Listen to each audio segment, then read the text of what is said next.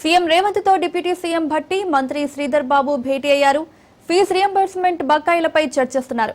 బకాయిలు చెల్లించాలని కాలేజీ యాజమాన్యాలు పట్టుబడుతున్నాయి. ఈ నేపథ్యంలో సీఎంతో డిప్యూటీ సీఎం భట్టి, మంత్రి శ్రీధర్ బాబు భేటీ అయ్యారు.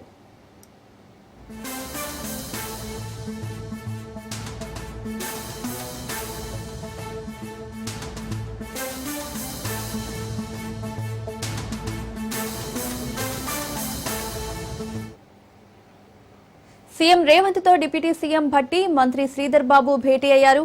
ఫీజు రియంబర్స్మెంట్ బకాయిలపై చర్చిస్తున్నారు. బకాయిలు చెల్లించాలని కాలేజీ యాజమాన్యాలు పట్టుబడుతున్నాయి. ఈ నేపథ్యంలో సీఎంతో డిప్యూటీ సీఎం భట్టి, మంత్రి శ్రీధర్ బాబు భేటీ అయ్యారు.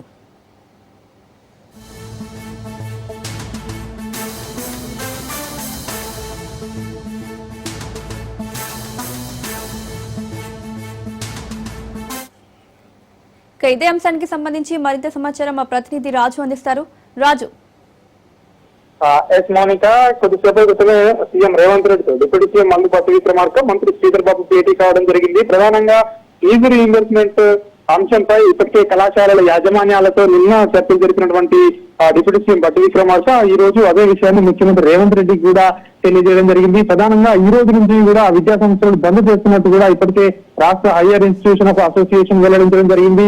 ఫీజు రీఇంబర్స్మెంట్ బకాయిలు దాదాపు 8,000 కోట్లకు పైసలకు ఉన్నటువంటి ఈ బకాయిలను ప్రభుత్వము వెంటనే రిలీజ్ చేయాలని చెప్పి ఇప్పటికే డిమాండ్ చేస్తా ఉన్నారు. కనీసం 3 విడతలుగా ఆయన ఇవన్నీ విడుదల చేయాలని ఇప్పటికే డిమాండ్ చేస్తా ఉన్నారు. ఈ నేపథ్యంలోనే ఈ రోజు సాయంత్రం ప్రభుత్వం ఈ యొక్క కళాశాలల యాజమాన్యాలతో చర్చలు జరపబోతా ఉంది. దీనికి సంబంధించి ఆ చర్చలకు సంబంధించి ఎట్లాంటి వాళ్ళకు హామీ ఇవ్వాలి అనే దానిపై కూడా డిప్యూటీ సీఎం బట్టి విక్రమార్క, అదేవిధంగా మంత్రి శ్రీధర్ బాబు కొద్దిసేపటి క్రితమే ముఖ్యమంత్రి రేవంత్ రెడ్డితో భేటీ కావడం జరిగింది. అదేవిధంగా ఇప్పటికే కళాశాలల యాజమాన్యాలు మాత్రం కరాఖండిగా చెప్తా ఉన్నాయి. కనీసం 1,800 కోట్ల బకాయిలైనా చెల్లించండి, ఇప్పుడు 21వ తేదీ లోపల ప్రభుత్వానికి డెడ్ లైన్ కూడా పెట్టడం జరిగింది.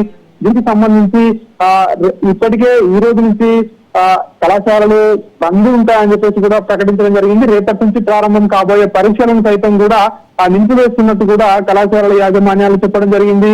అన్ని రకాలైనటువంటి కళాశాలలు 10th తర్వాత ఉన్నటువంటి కళాశాలలు ఏవైతే ఉన్నాయో అన్ని కళాశాలలు కూడా ఇటు ఇంజనీరింగ్ కావచ్చు, ఇటు బి ఫార్మసీకి సంబంధించిన కళాశాలలు కావచ్చు, బీఈడీ కావచ్చు, ఇతర వృత్తి విద్యా కోర్సులకు సంబంధించినటువంటి అన్ని రకాల ఇన్స్టిట్యూషన్స్ కూడా బంద్ ఉంటాయని చెప్పేసి కళాశాలల యాజమాన్యాలు చెప్తా ఉన్నాయి.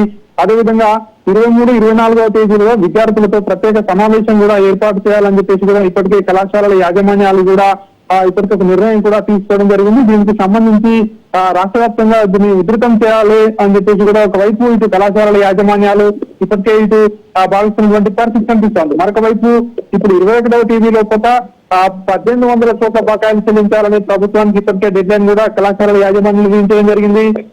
అక్టోబర్ 31వ తేదీ నాటికి 2వ విడత బకాయిలు, డిసెంబర్ 31వ తేదీ నాటికి మొత్తం బకాయిలు చెల్లించేలా కూడా ప్రభుత్వానికి నిన్న జరిగిన చర్చల్లో ప్రగతి ఏదైతే ప్రజాభవన్ లో జరిగినటువంటి నిన్న చర్చల్లో డిప్యూటీ సీఎం వద్ద ఈ ప్రతిపాదన ఉంచడం జరిగింది. మరి ప్రభుత్వం దీనికి సంబంధించి ఎట్లాంటి నిర్ణయం తీసుకోబోతా ఉంది అనేది ఇక్కడ కీలకంగా మారింది. దీనికి సంబంధించి ఎందుకంటే ఈ కళాశాలల యాజమాన్యాలు ఒకవైపు ఇటు ఖాతాలు బంద్ చేస్తా ఉన్నాయి, ఈ రోజు నుంచి బంద్ చేస్తాయి.